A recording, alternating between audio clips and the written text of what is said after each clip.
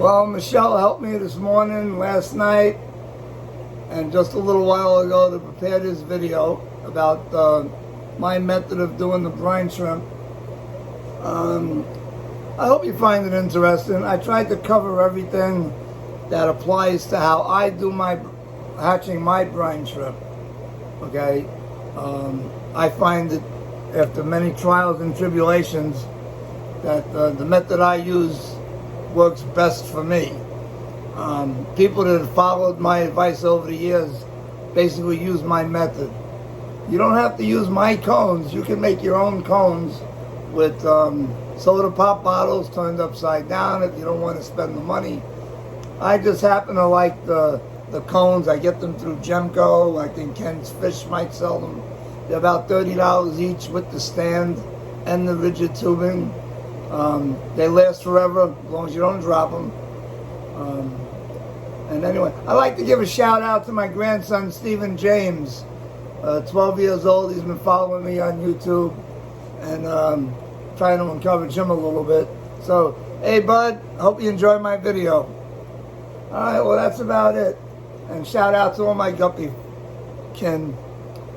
And feed them, take care of them, do your water changes, and most of all, make it fun. Okay, signing off. Bye. Well, this is the eggs I use. These are from Brine Shrimp Direct. These are 90% premium eggs. I do not buy the lesser eggs. It's just not the same value. Yeah, I've been doing this a long time. Trust me, 90% eggs. Yes, they cost a little more, but the hatch is clean, much cleaner than 80% or economy eggs. Okay, anyway, so that's my can of eggs unopened.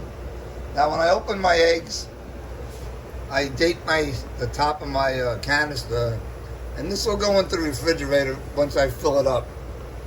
And so this is the whole can of eggs in here, and this is my daily use. It lasts about 2 weeks maybe, and then I fill it up. So all I do is have a scoop in there with a desiccant pack, which helps keep it dry, which you can buy on Amazon.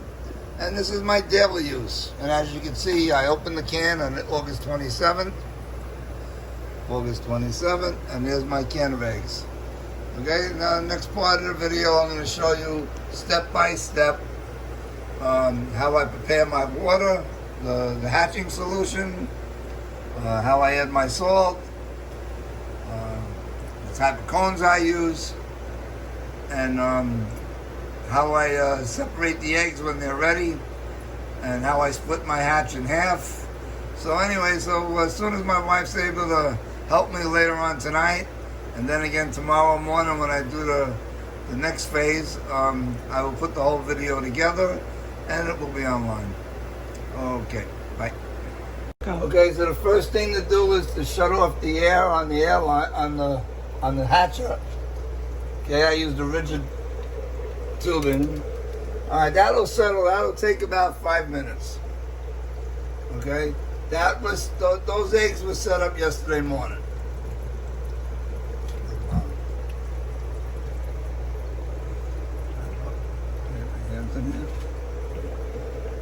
And my method is I have a professional shrimp net. I make sure it's wet before I use it. I set it up here, shut off my water, and now I just wait. Now you're gonna have to show me. And because I split my hatch in half, I use 2 specimen containers, the large type. These are the heavy duty. These do not break. I leave one here, one there, and now we just wait.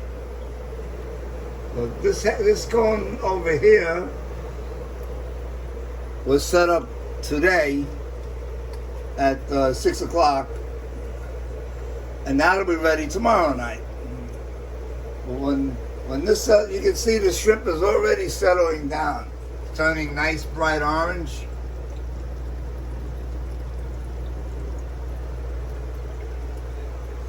very good hatch. Now, when I do my shrimp, the amount of eggs I use it this size spoon. It's 1 teaspoon.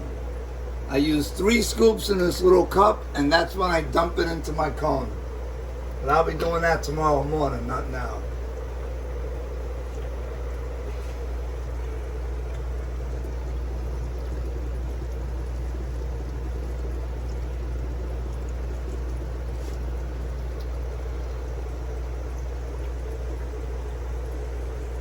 It's almost ready.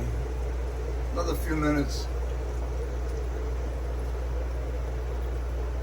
I don't know if you can actually see the shrimp settling down at the bottom.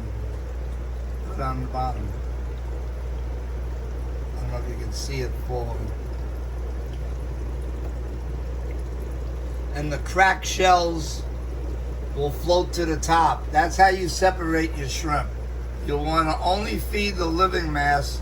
The shells you should not be feeding to your fish. If you find a lot of black sediment along the surface of your tank, that's because your shrimp eggs are either poor and you're feeding the cracked shells, which isn't good for their digestion, or you're just not hatching your eggs properly. Okay, now I'm going to open up the valve. And you can see that's a bright orange. These are good eggs. I only use premium, 90% premium eggs, Brine Shrimp Direct brand. I've been using them for years. They're pricey. I do not mix economy eggs with premium eggs. I only use premium eggs. Okay, it's almost at the bottom. I just take it out, let that drain out. Now I'm going to rinse. And you can see that's a hatch. That's 3 teaspoons, 36 hours. You're going to have to come out of there. You're going to get wet. You got to come out of there.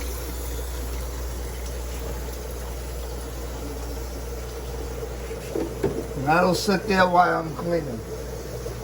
Now, this is the used water that's been strained. What I do, not everybody does this procedure. I'm going to split my hatch in half. So I put used water in there. I also use half used water for my new hatcher. So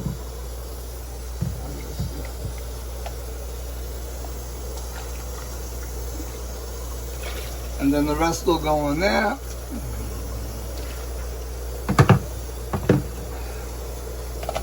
And now I'm going to clean my hatcher out.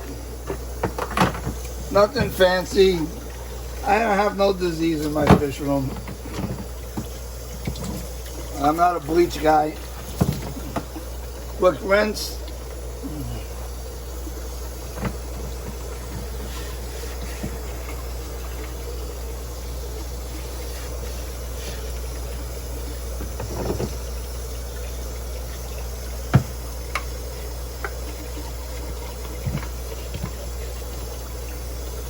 I just turn it upside down, force the water through the valve, shut the valve, rinse again.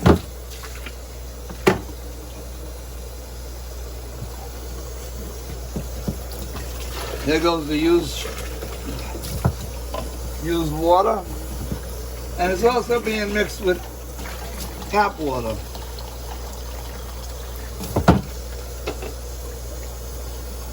I set it up here.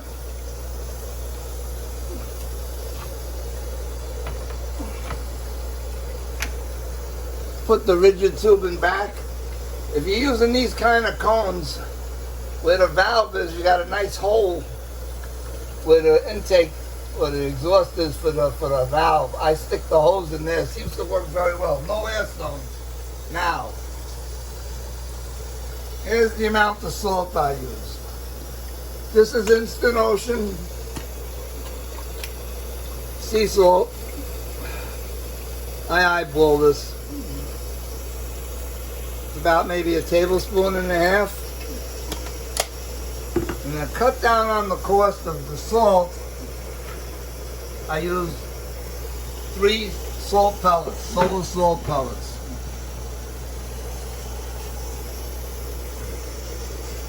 And I just take the pellets, dump it in. And that's it. That'll be ready tomorrow morning. I let it bubble up until tomorrow morning. I don't put the eggs in right away. I find if you put the eggs in too soon, or right when you set it up, they seem to all stick to the sides. So tomorrow morning that'll all be diluted. And I'll throw my eggs in tomorrow morning. So tomorrow I'll pick up the video and oh, I'm sorry, I skipped a step. Alright, so now I take my eggs, all drained, turn the net inside out, rinse it a few times, and now you have to back up. Alright, so this is where I split my hatch.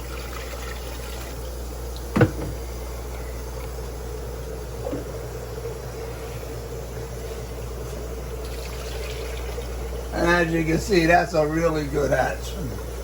And this is every day.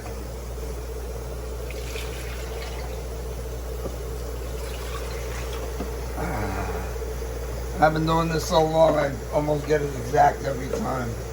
Well, not that time.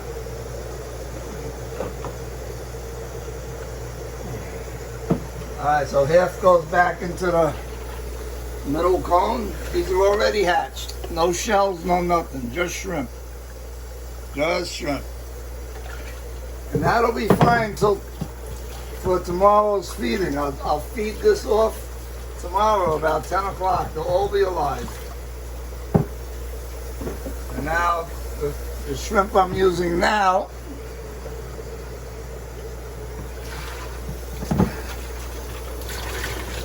everything is measured. So I fill this up to the front. I feed differently. A lot of people use a tiny little baster, or they'll feed it as a right out of the net. I don't. My fry will get the concentrated shrimp, so they get the first bottle.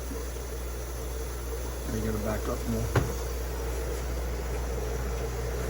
So this is the bottle I feed first. Now I'm going to take the remaining and I fill the container back up to the top mark.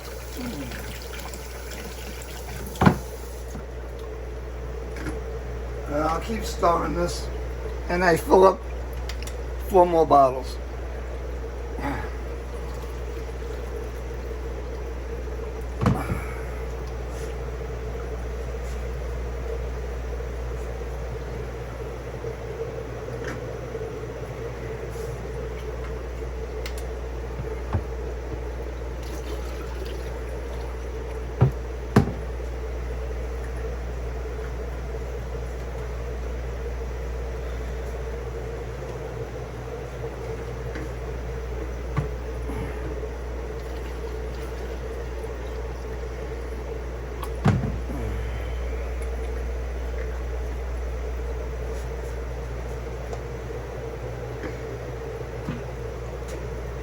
These condiment bottles are available on Amazon. You can get these in a 4-pack, 6-pack.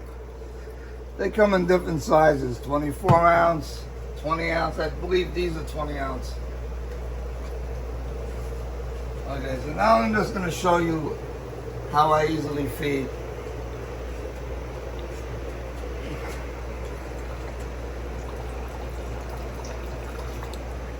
Now with over 100 tanks, this only takes me, this whole procedure is maybe a half an hour from the time I start the shrimp to the time I finish feeding. And they all get a nice dose. And the breeders will get fed less.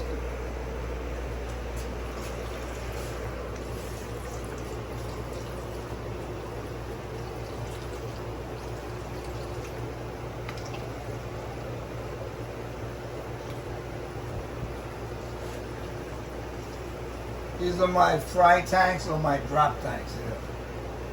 That's for my breeders. Now I just go around and feed.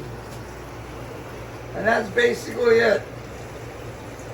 You know, other than going through the next 4 bottles and feeding it off. It's the end of tonight's video. So everybody just say thank you, Michelle. Thank you, Michelle. You're welcome, dear. Great job. Well, I don't. Good morning. Last night I showed you how I cultivate my hatch when it's ready after 36 hours, and how I split my hatch in half and get it ready for the next day, and feed half that last night. The other half will be ready for 10 o'clock today. It is now 6 o'clock in the morning, and I just want to show everybody, this is a hydrometer. Okay?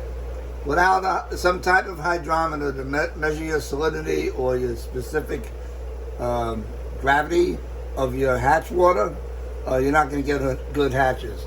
The proper salinity should be, and I marked it here so you can see, it's between 1.018 and 1.020. I find that in the middle between 1.8 and 1.9 is best for me.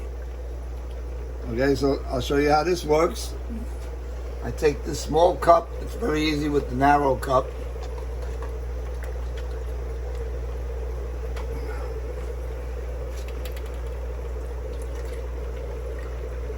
Oh, don't have enough water. You have to fill it up until it comes out of the little weep hole at the top.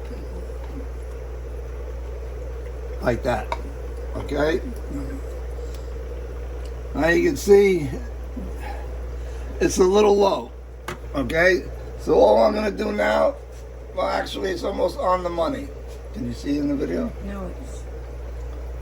Okay, yeah. It's a little low. Yeah, so I'm going to put a small pellet just to bring it up a little bit. And then when I put the eggs in, which I'm going to do now, just going to rinse this out. Let me see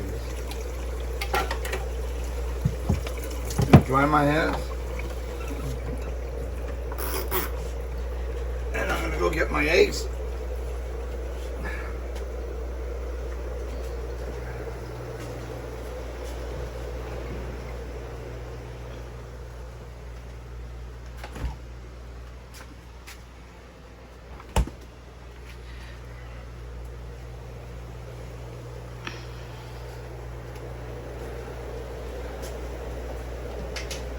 And everybody does it a different way. I do not just throw my spoon over the top of the hatcher, because then the spoon gets wet. So I have 3 teaspoons. Some days I do heaping, some days I do less. And I also keep a desiccant packet in here. These are the rechargeables. So when they turn color, all I have to do is put them in the microwave, dry them out, and they're reusable. Close this up, make sure it's closed tight. I put it over the hatcher. It goes in, and that's it. I might come by in a little while and give it a swirl with a spoon, because some will stick to the side, but not much. If I had done this last night and put the eggs in at the same time I put the water in, they'd all stick to the side, no matter what you do as far as pH buffer, soaking your eggs. Don't put your eggs in immediately after setting up your hatcher. Okay, so that's it for the morning. And about a couple more hours, I'm gonna feed this from last night. If you remember, I put the half of the hatch in here, and this will be ready for 10. I mean, it's ready now. I could just take it out now. I'll show you.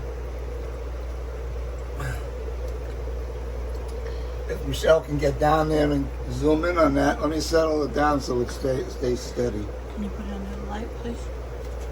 There you go. Brine. No. Okay. It's on. I'll do it. Okay. There. I don't know when it's in your hand. You're not going to see it. That's all living eggs. I mean living shrimp, no shells.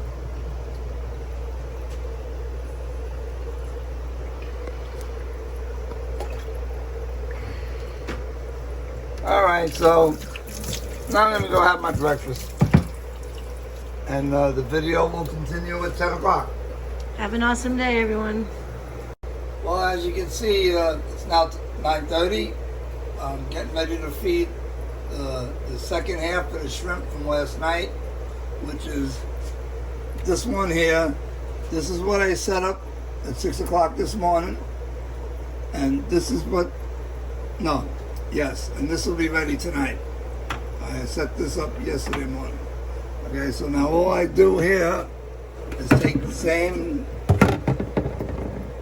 container, take out my my rigid tubing. Now since this is all separated already and it's only shrimp, you can see it. I think if you get under the light, you can actually see the masses swimming around. And I just dump it in here. Give this a rinse.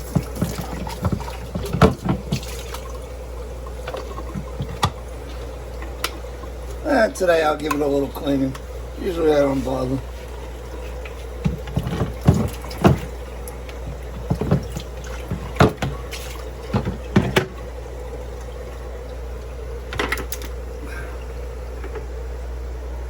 Just put the rigid tubing back in that little hole in the valve.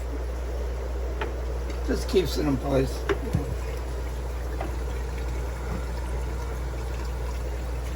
I take my net, make sure it's wet.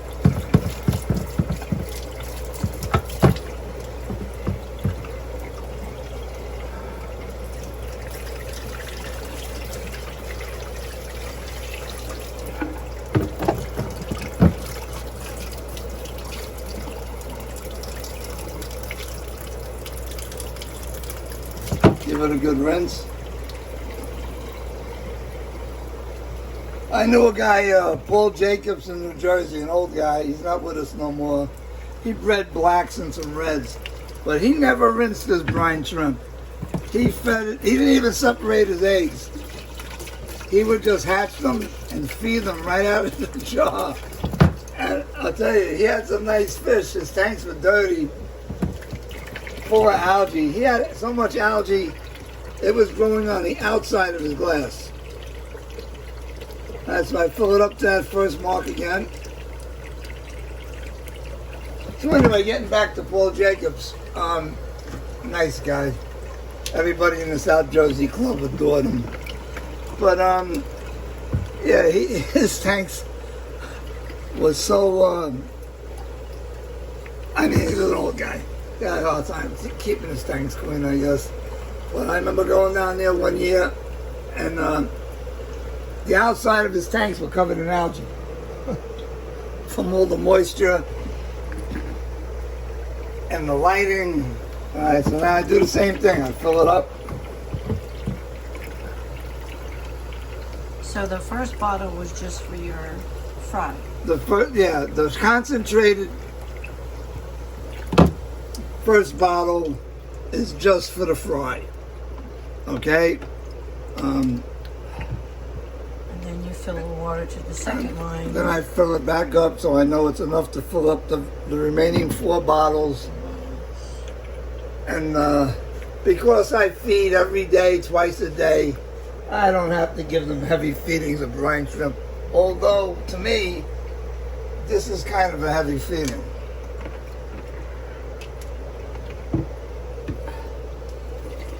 But now when I feed dry food, I don't feed heavy. I feed with my fingers. My food is ground up into a powder. And I just grab a pinch for every tank. Some tanks will get a little more.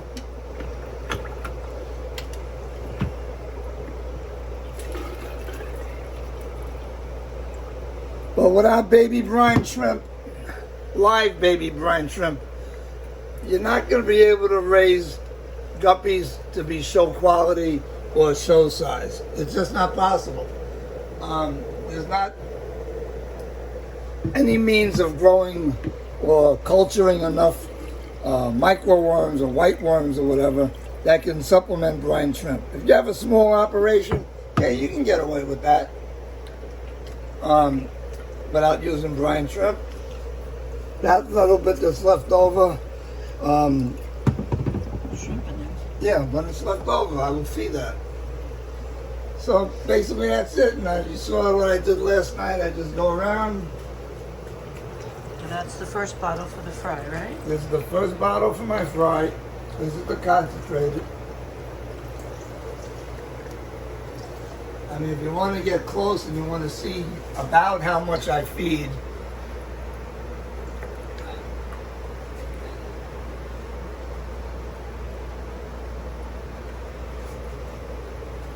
trust me, being consistent in your feeding and your maintenance will definitely improve the quality of your fish, the health of your fish, the size of your fish.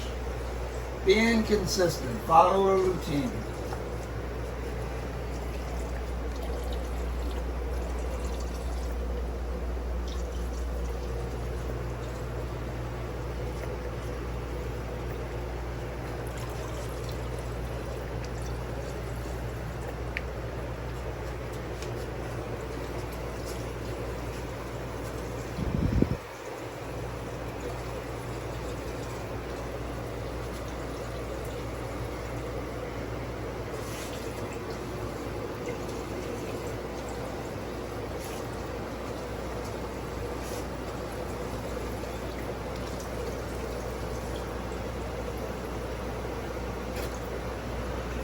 Okay.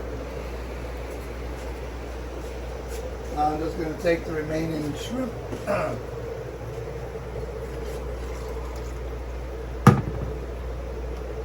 Nothing goes to waste. Give it a rinse.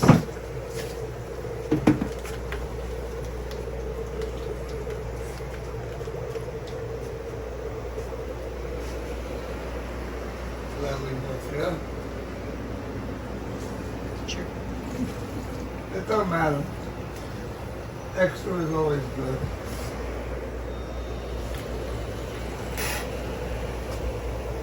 And that's basically it. Are you going to follow me for the rest of the room? Well, okay, we'll continue.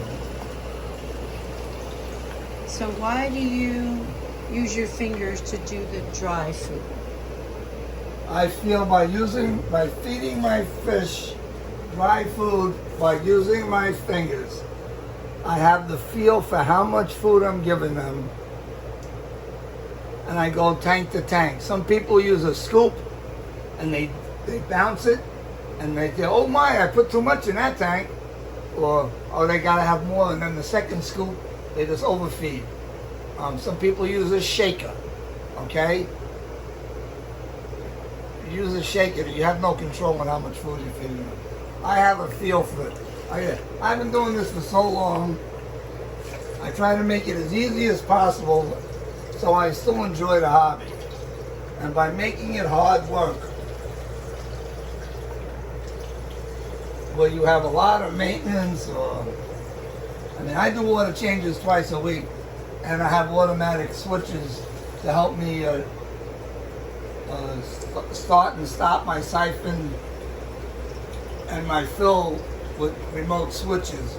I don't see how anybody can do water changes with a python, which is a waste of water. For every 1 gallon of water you have to siphon with a python, you're wasting 4 gallons of water. It's not economical if you're paying for water, and it's not good for the environment. Bad enough we use so much water as it is.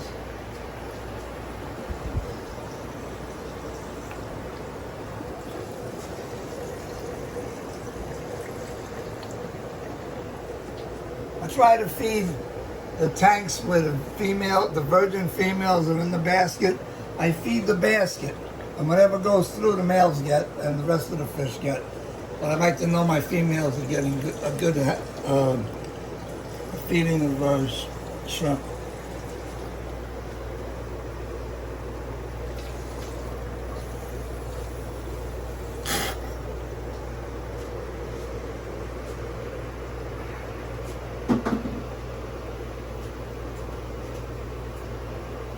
Thank you, dear.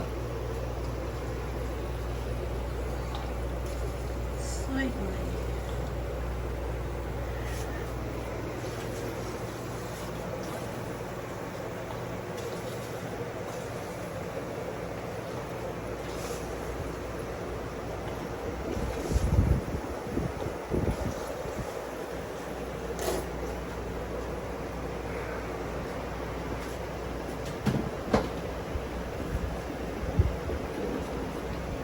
This is the final stretch.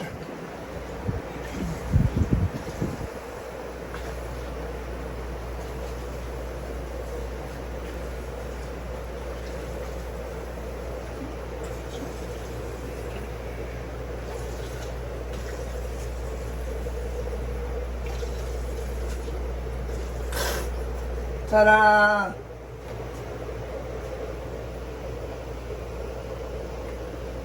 Alright, well that's about it. If you have any questions, I hope I answered most of them in the video. But if you need any help or any questions, email me at bronxyogi, BRONXYOGI @gmail.com. If you send me your information with your phone number, whatever, cell phone number, I'll text you and schedule a time you can call me and discuss your issues or just chat about guppies. All right? Have a great day, and glad you enjoyed the video. Bye.